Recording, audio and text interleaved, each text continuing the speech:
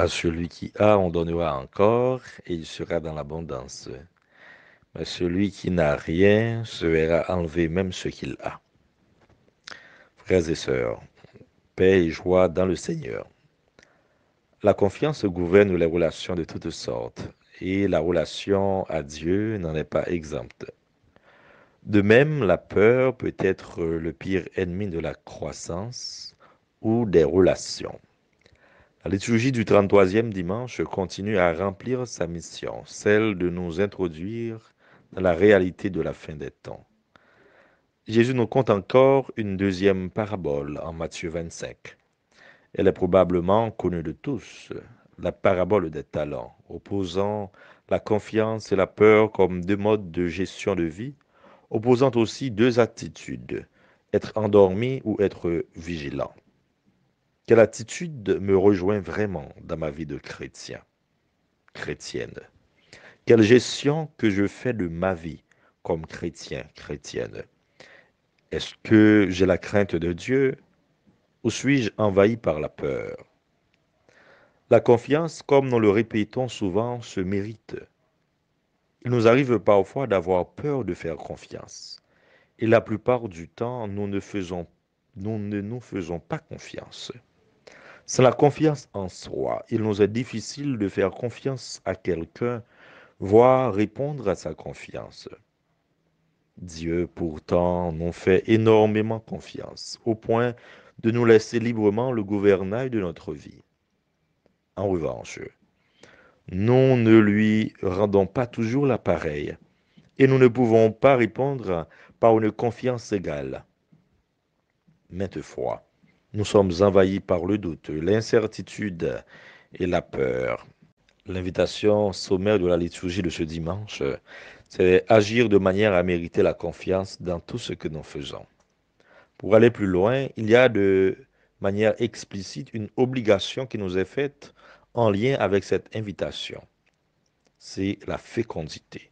Il nous faut porter du fruit, même si parfois nous sommes comme le figuier stérile de l'Évangile. Le Seigneur nous offre toujours une dernière chance pour nous racheter. Ainsi en est-il de la vie chrétienne. Dieu confie à chacun et à chacune de nous des talents, et il veut sans cesse que nous les fassions fructifier. De même que le Maître avait fait pour les serviteurs de l'Évangile, le Seigneur dépose en nous des talents, des dons, des valeurs, des dispositions qui font de nous des privilégiés, des apôtres, envoyés au milieu de nos frères et sœurs pour les amener à Dieu par notre témoignage.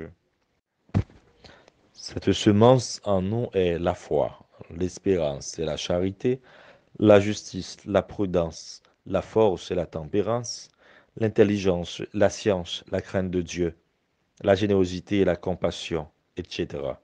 Ce sont les vertus chrétiennes, humaines, les dons et les valeurs chrétiennes que le Seigneur a déposées en nous.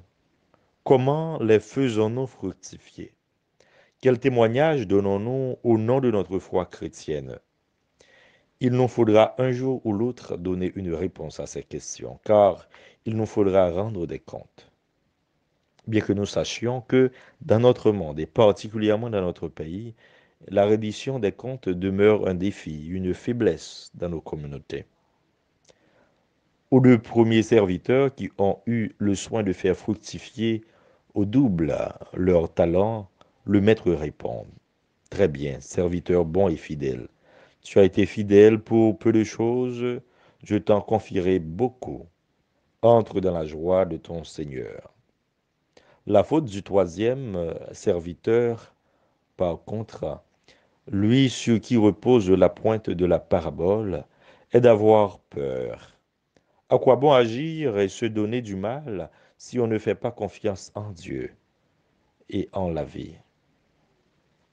Aussi, quand nous ne sommes pas assez responsables, nous avons toujours tendance à rendre les autres responsables de nos erreurs.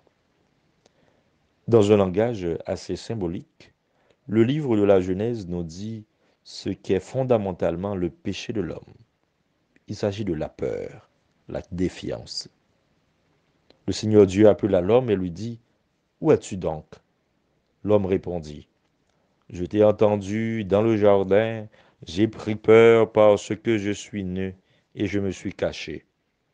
Genèse au chapitre 3, les versets 9 à 10. Ici, dans l'Évangile, le serviteur s'excuse par des termes similaires. J'ai eu peur et je suis allé enfuir ton talent dans la terre. Le voici, tu as ce qui t'appartient. Frères et sœurs, nous devons être vigilants, car le tentateur nous fait toujours prendre Dieu pour ce qu'il n'est pas. Un Dieu jaloux, perfide, qui aurait peur de perdre son emprise sur les hommes.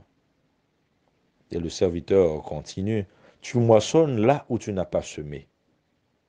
Notre seul véritable péché est d'avoir peur de Dieu. Frères et sœurs, voyons de plus près aujourd'hui dans notre vie chrétienne le défi qui s'impose à nous.